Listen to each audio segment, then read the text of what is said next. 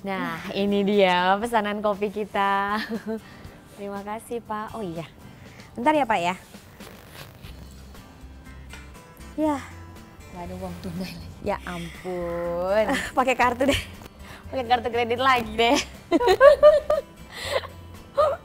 Gitu deh, kalau nggak ada uang tunai akhirnya gesek-gesek lagi. Iya, ini gimana ya Mbak Prita ya? Jadi hari ini kita akan membahas tentang bagaimana supaya bijak menggunakan kartu kredit bersama perencana keuangan Prita Gosi.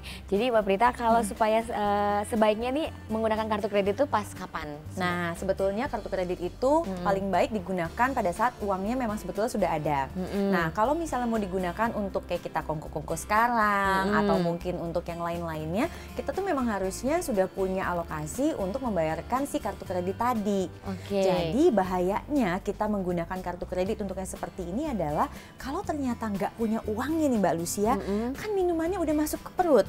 Nggak Iya. bisa dijual lagi. Kalau kita misalnya beli mobil, nggak sanggup bayar mobilnya, kreditnya kita bisa jual mobilnya. Kalau yang seperti ini itu yang bahaya kan kartu kredit digunakan untuk minum, makan, beli baju yang kadang nggak bisa dijual lagi. Oke, tapi sebenarnya tidak apa-apa punya kartu kredit banyak atau bagaimana sebenarnya? Nah, punya kartu kredit itu sebaiknya satu saja dan satu itu sebaiknya limitnya dibatasi hanya 1 bulan gaji kita supaya kita bisa memastikan bahwa setidaknya setiap bulan itu tagihan kartu kredit bisa dibayarkan lunas.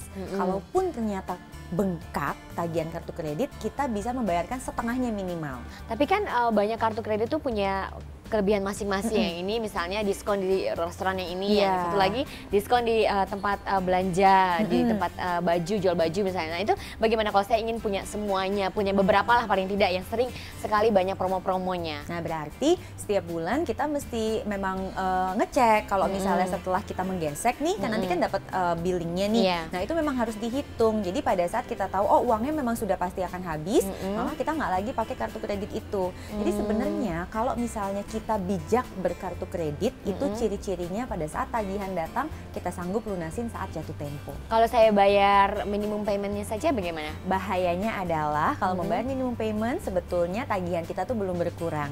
Kita hanya seperti membayarkan biaya administrasi saja. Nah kalau itu terus-menerus akhirnya menumpuk dan membuat kebiasaan buruk buat kita adalah kita sebetulnya belum sanggup, tapi karena kita ingin, akhirnya kita mendapatkan tambahan penghasilan dari si kartu kredit itu. Jadi sebaiknya semua tagihan itu harus dibayar lunas? Betul, tagihan dibayar lunas saat jatuh tempo. Kalau punya 3 kartu kredit juga tidak masalah sepanjang kita sadar kapan tanggal-tanggal bayarnya dan berapa jumlah total yang akan kita bayarkan di bulan tersebut. Kalau program seperti misalnya installment 6 bulan 0% itu bagaimana Mbak? Nah, itu saya hanya sarankan untuk pembelian barang-barang yang nantinya bisa dijual lagi.